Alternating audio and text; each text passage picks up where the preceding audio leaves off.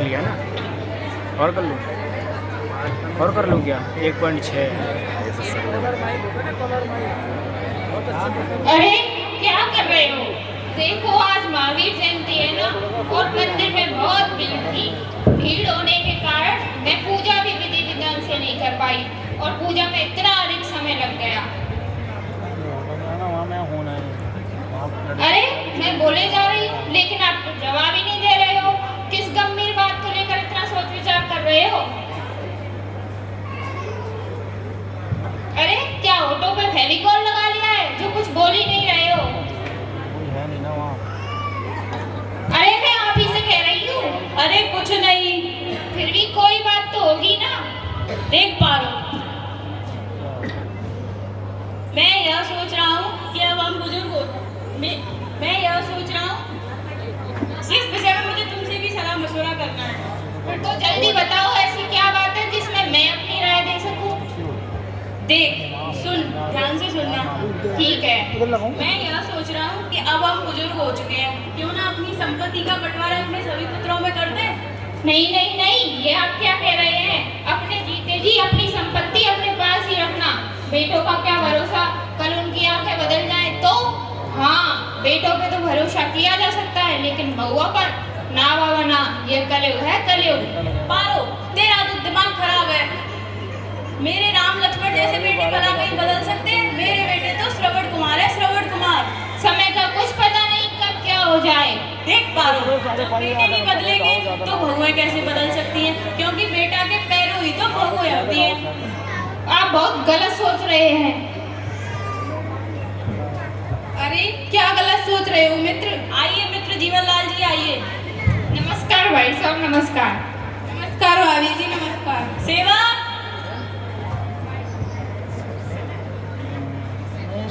जी मालिक, जरा मेरे मित्र को जल ग्रहण कराओ। 7 बजे तक छोड़ दो। अभी लेके आता हूँ। अरे भाभी जी, किस माजरे का मंथन किया जा रहा है जो आपको यह कहना पड़ रहा है कि आप गलत सोच रहे हो? जरा उस बात के बारे में हमें भी तो शरीक कीजिए। पिताजी, इतना समय हो गया, भोजन तैयार है, भोजन कर लीजिए। हाँ बेटा, अभी जरा मुझे भूख नहीं है, थोड़ी देर बाद ले आना। ठीक है पिताजी। देखो मित्र, मैं कुछ गलत नहीं कर रहा हूँ। कुछ क्या? अरे क्या गलत नहीं कर रहे हो मित्र, बताओ तो सही। बताता हूँ। बोल दिया तो आज में महावीर जी आए। पिताजी भोजन तैयार है, मैं आपको भोजन ले आऊं? हाँ बेटा, अभी मैं अपने मित्र जीवनलाल जी से बात कर रहा हूँ, थोड़ी देर बाद ले आना। ठीक है पिताजी। देखो कोशिश करें ना दिलवाए ना। देखो मित्र, मैं यह सोच रहा हूँ कि अब हम बुजुर्ग हो चुके हैं, कि मैं अपनी संपत्ति अपने सभी पुत्रों में समान रूप से बांटना चाहता हूँ, जिससे मेरे मरने के बाद उन लोगों में कोई झगड़ा ना हो। पिताजी, काफी समय हो गया, भोजन कर लीजिए। हाँ बेटा, थोड़ी देर में करता हूँ। सोच तो सही रहे हो मित्र, लेकिन क्या? मैं इससे सहमत नहीं हूँ। क्यों? क्योंकि मित्र जीते जी अपनी संपत्ति का बंटवारा करके अपने हाथ नहीं कटवाने चाहिए, नहीं तो अपने घर में पराया होना पड़ता है। क्या बात करते हो मित्र? तुम्हें मेरे बेटे ऐसे लगते हैं? मेरे बेटे तो हीरा है, हीरा, जिसकी परख जोरी ही जानता है। वो तो मेरी आज्ञा के बिना कुछ भी नहीं करते, यहाँ तक कि जल भी ग्रहण नहीं करते। समझे मित्र, समझे? ऐसे है मेरे पुत्र। आपका ऐसा सोचना बिल्कुल ठीक नहीं है। पिताजी, काफी समय हो गया है, भोजन कर लीजिए। हाँ बेटा, थोड़ी देर में ले आना। देखो मित्र, मैं तुम्हें फिर समझा रहा हूँ कि जीते जी अपने हाथ मत कटवाओ, कहीं ऐसा ना हो बाद में पछताना पड़े। मुझे तो टीकाराम जी की बात याद आती है, उनके पुत्रों ने रोड पर ला दिया था, रोड पर। वो अपने ही घर में पराया हो गए थे। नहीं मित्र, यहाँ आप गलत और मैं सही हूँ। मेरे पुत्र ऐसा कभी नहीं करेंगे, और आप देख नहीं रहे कैसे बार बार मुझसे खाने की पूछ रहे हैं। ठीक है, मैं अपने जरूरी कागजात लेने अंदर जा रहा हूँ। भाई साहब, ये नहीं मानेंगे, इनके मन में है वही करेंगे। मेरी आज दिन तक मानी है जो आज मानेंगे।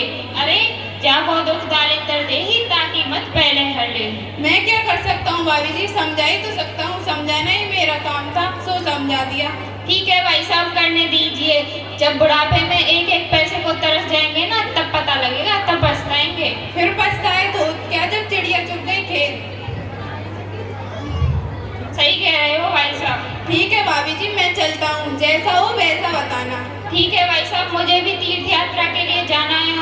तैयारी करनी है, पता नहीं वापस आऊंगी तब घर में क्या मिलेगा।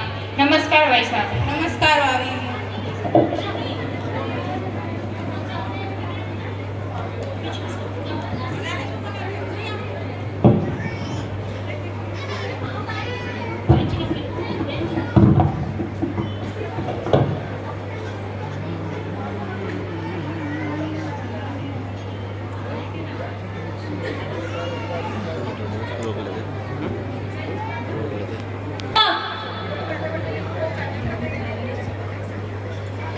जी मालिक।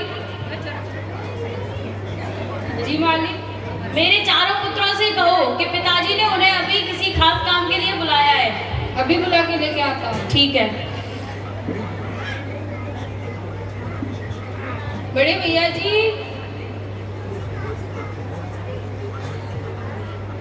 जी सेवक बोलो क्या काम है? आपको और तीनों भैयाओं को पिताजी ने जल्दी बुलवाया है। ठीक है, पिताजी से कह दो हम सभी अभी आ रहे हैं। अरे पिताजी ने हम चारों भाइयों को एक साथ बुलाया है, पिताजी को ऐसा क्या काम है? प्रणाम पिताजी। चिरंजीवी भव बेटा। पिताजी आपने इस समय याद किया, आपकी तबीयत तो ठीक है पिताजी? हाँ हाँ बेटा, मेरी तबीयत तो ठीक है, लेकिन कुछ ऐसी बात है। आओ बैठो।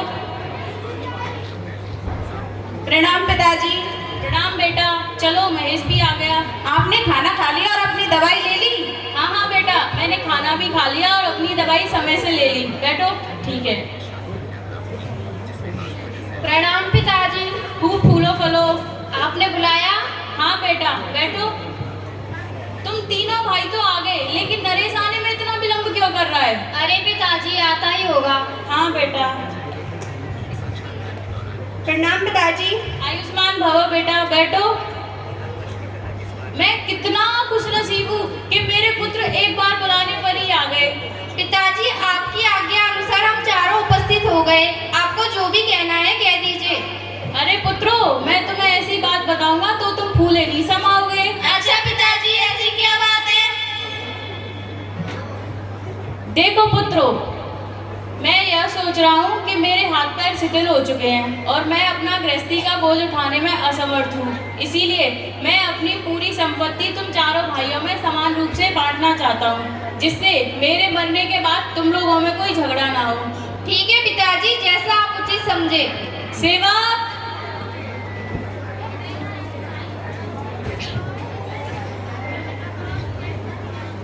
जी मालिक। मेरी चारों बहुओं से कहो कि पिताजी ने अभी बुलाया है, और साथ ही मेरे मित्र जीवनलाल जी से भी कहो कि मैं याद कर रहा हूँ। अभी बुला के लेके आता हूँ। ठीक है।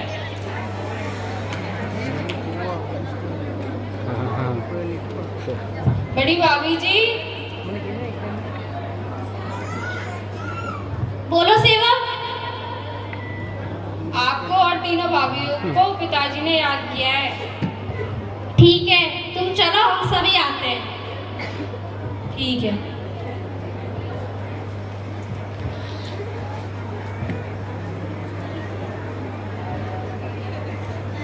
प्रणाम पिताजी। सौभाग्यवती भव बेटा, बैठो।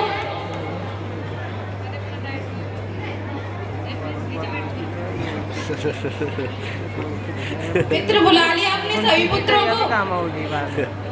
हाँ मित्र, देखो। बैठो। देखो, मेरे एक बार बुलाने पर ही मेरे सभी पुत्र आ गए।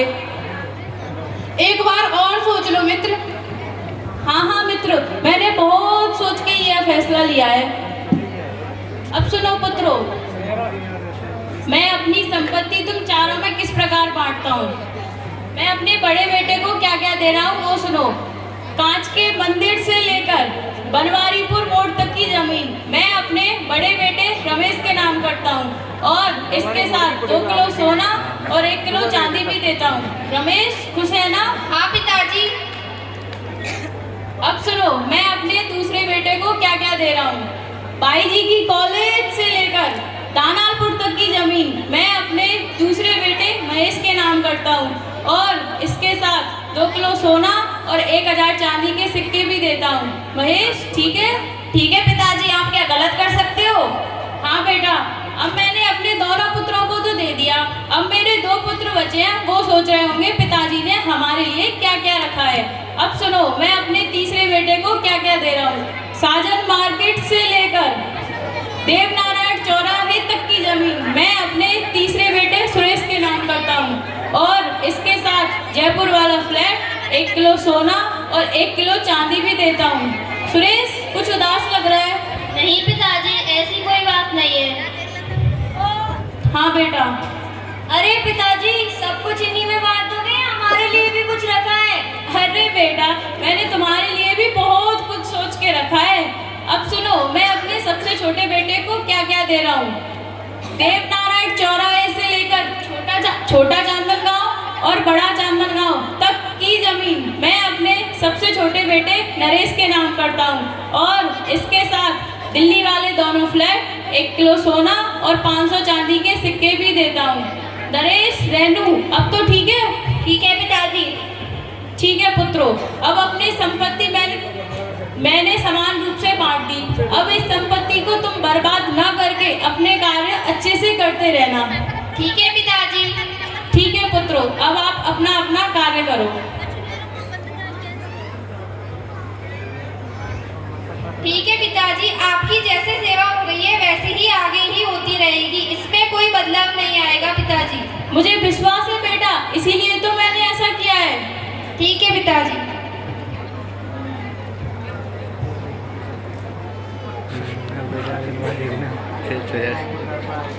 अरे पिताजी ने तो हमें मालामाल कर दिया। हाँ, तुम ठीक कह रही हो।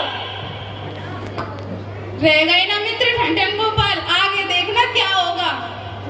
क्या होगा क्या? अभी आपने देखा नहीं मेरे पुत्र कैसे बोल कर गए हैं। जैसी सेवा हो रही है वैसे ही होती रहेगी।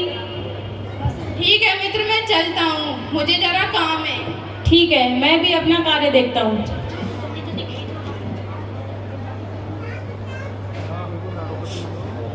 अजी सुनते हो?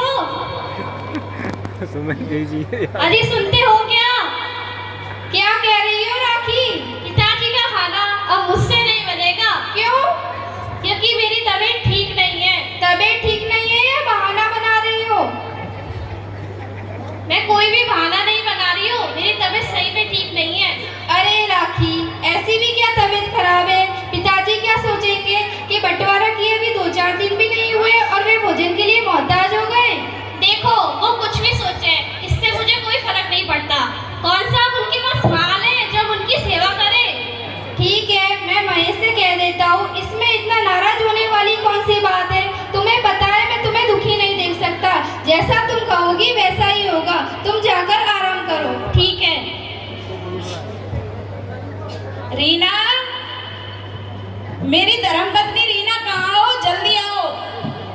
क्या है, आराम भी नहीं करने देते हो? अरे नहीं, ऐसी बात नहीं है, पिताजी को भोजन पहुँचाना है। क्या मैं ही रह गई हूँ भोजन बनाने के लिए? तो और भी तो है, उनसे कह दो। अरे नहीं, आप भी बना दो। देखो, मुझसे नहीं बनता ये खाना वाना।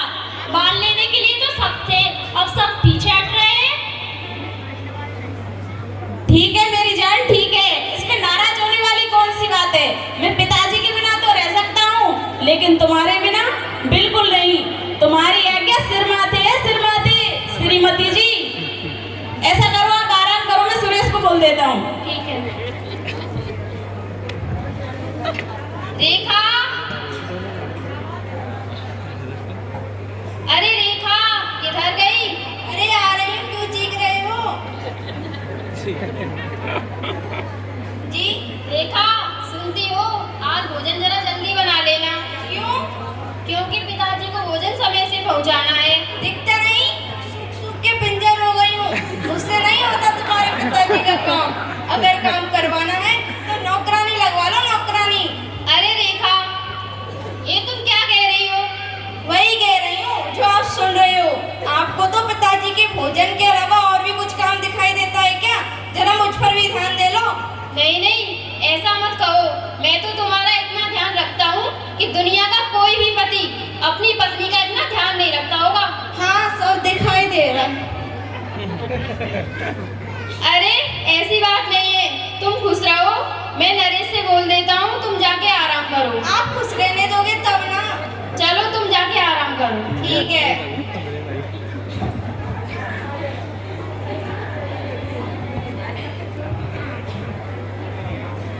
रेनू, रेनू जी, जी आपने मुझे बुलाया? हाँ, भोजन तैयार हो गया क्या? नहीं, क्यों? पिताजी को भोजन पहुंचाना है। पिताजी से कह देना वे स्वयं के खाने की व्यवस्था स्वयं कर ले। मैं तो सिर्फ आपका और अपना खाना बना सकती हूँ, किसी तीसरे व्यक्ति का खाना ना बाबा ना।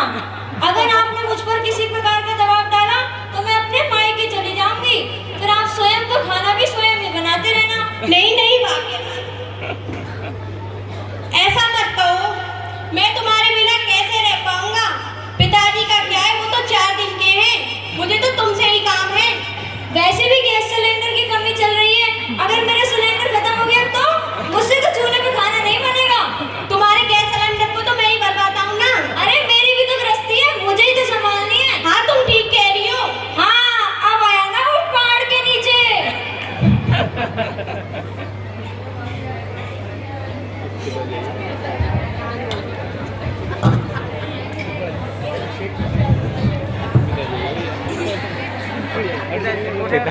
पिताजी अकेले रहे। हाँ। मित्र बनवारी लाना क्या नाम है वो? क्या हाल है मित्र, कैसे दिन कट रहे हैं? अरे मित्र बैठो। अरे मित्र आज 4 दिन हो गए, ना ही खाना खाया है और ना ही पानी पिया है। मैंने तो तुमसे पहले ही कहा था, वही सामने आ गए ना। अरे तुम्हारे तो श्रवण कुमार जैसे बेटे थे, कैसे बदल गए? अरे मित्र संपत्ति को देखकर सभी के तेवर बदल जाते हैं। आपने मुझसे बहुत मना किया है, ऐसा मत करो ऐसा मत करो, लेकिन मैं नहीं माना। अब मैं क्या कर सकता हूँ मित्र? नहीं नहीं मित्र, ऐसी संकट की घड़ी में आप मुझे अकेला छोड़कर मत जाइए। कोई ना कोई युक्ति निकालिए मित्र, युक्ति निकालिए, नहीं तो आप अपने मित्र को खो देंगे। ऐसा मत कहो मित्र, मैं कुछ सोचता हूँ। ठीक है, मैं अभी आता हूँ मित्र, जल्दी आना। तुम चिंता मत करो, मैं आंधी की तरह गया और तूफान की तरह आया। ठीक है।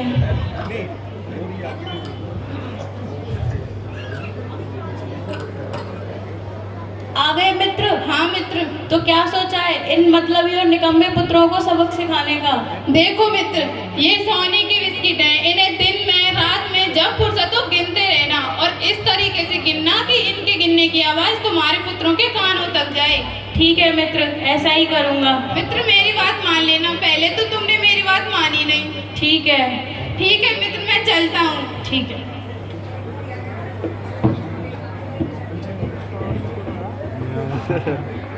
सोने से बड़ा झूला है ना आप सब।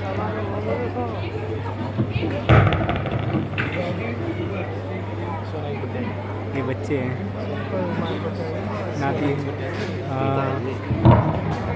25, 50, 75, 100। दादाजी दादाजी क्या है? बेटा ये बिस्किट है। इन्हें यहाँ ले। नहीं नहीं बेटा, ये खाने के नहीं है, ये तो सोने के हैं, सोने के, और ये तो करोड़ों के हैं, करोड़ों। ठीक है दादाजी, हम खेलने जा रहे हैं। ठीक है बेटा, लेकिन तुम ये बात किसी को बताना मत। ठीक है दादाजी। ठीक है। 50, 75, 80, 100, 110, 120, 130, 140।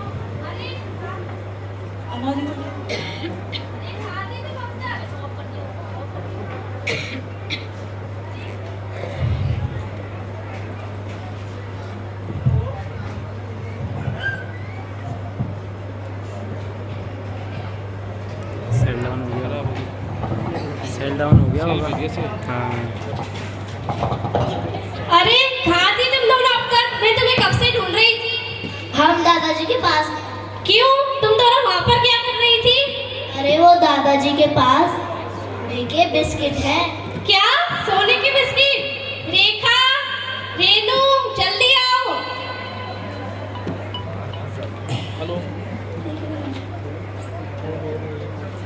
पिताजी के पास तो सोने के बिस्किट है, सोने के। क्या पिताजी के पास सोने के बिस्किट कहाँ से आए? उन्होंने तो सारा माल हमें दे दिया था। पिताजी तो बड़े ही चालाक निकले, सोने के बिस्कुट तो उन्होंने अपने पास ही रख लिए।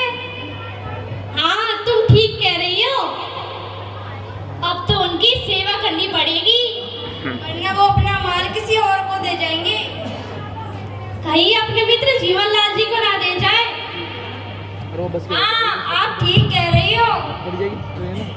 चलो पिताजी के लिए भोजन बनाते हैं। आज पिताजी के लिए खाना मैं बनाऊंगी। नहीं नहीं आज तो खाना मैं बनाऊंगी। नहीं आज तो खाना मैं ही बनाऊंगी। नहीं नहीं आज तो मैं ही बनाऊंगी। नहीं नहीं आज तो खाना मैं ही बनाऊंगी। क्या रह गया बस? हाँ 10 बजे की है ना बस। हाँ तो 25, 50, 75, 120, 130, 140, 190, 200, 200, 210, 220, 230, अच्छा वो सामने वाले सुना है कितने आते हैं उन्हें 230, 240, 250, 260, 270, 280। सुनो मैं पिताजी के लिए खाना लेकर आती हूँ। आप उनको खाना देकर आओ और देखकर आओ वो क्या कर रहे हैं। भोजन का तो सिर्फ बहाना है, वहाँ पर जाके असली माल को देखकर आना। ठीक है मैं भोजन लेकर आती हूँ। ठीक है।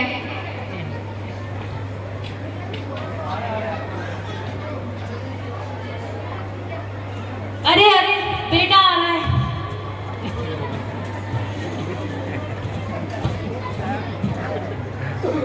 पिताजी भोजन लाया हूँ, भोजन कर लीजिए। अरे बेटा आज तुम्हें पिताजी की याद कैसे आ गई? अरे पिताजी ऐसी बात नहीं है, आप भोजन कर लीजिए। हाँ रख दो।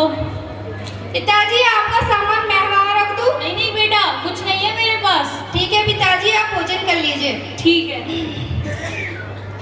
अरे पिताजी के पास कुछ तो माल है जो उन्होंने मेरे जाते ही छिपा लिया।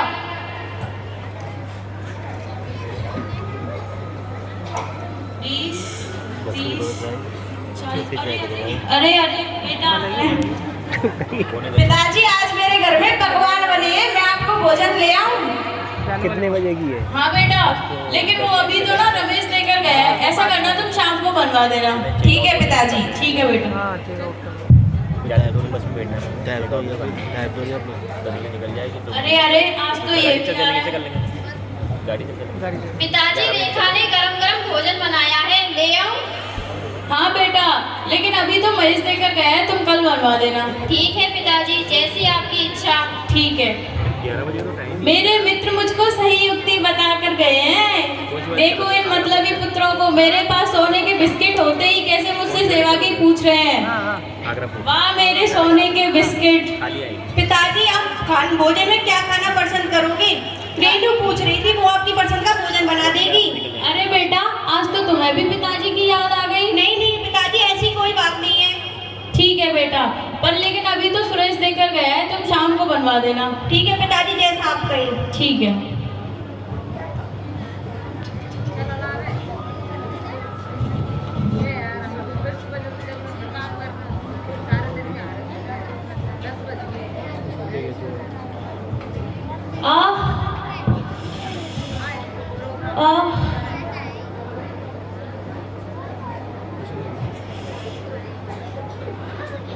महेश,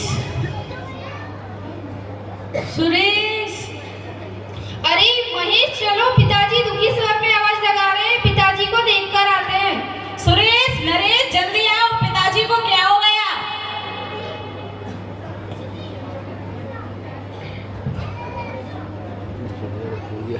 अरे ये पिताजी को क्या हो गया? जीवन लाल जी को बुला के लेके आता हूँ। अरे राखी इधर आओ, देखो पिताजी को क्या हो गया। रेखा रेनू जल्दी आओ, तुम्हारे भैया जी आवाज लगा रहे हैं।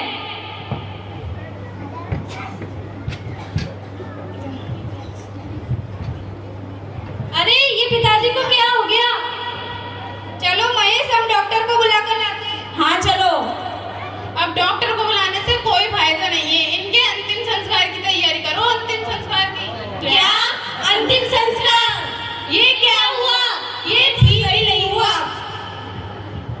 अरे भैया जी अंतिम संस्कार तो बाद में भी हो जाएगा, पहले पिताजी का माल निकालो, माल।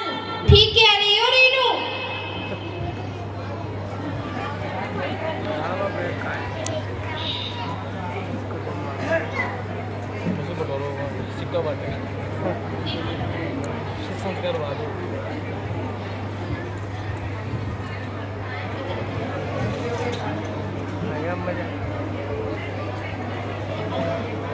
अरे वाह इतने सारे सोने के बिस्किट। अरे चलो चलो गिनते हैं,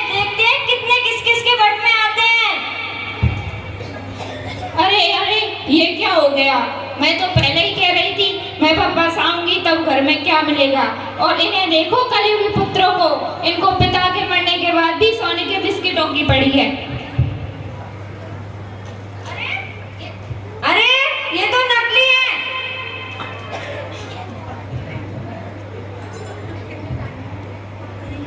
ये पिताजी ने हमारे साथ क्या किया? ये पिताजी ने हमारे साथ बिल्कुल भी सही नहीं किया। अरे ये तो पिताजी ने हमारे साथ धोखा कर दिया। धोखा नहीं पुत्रों, ये युक्ति मैंने उन्हें बताई थी। अगर वो ऐसा ना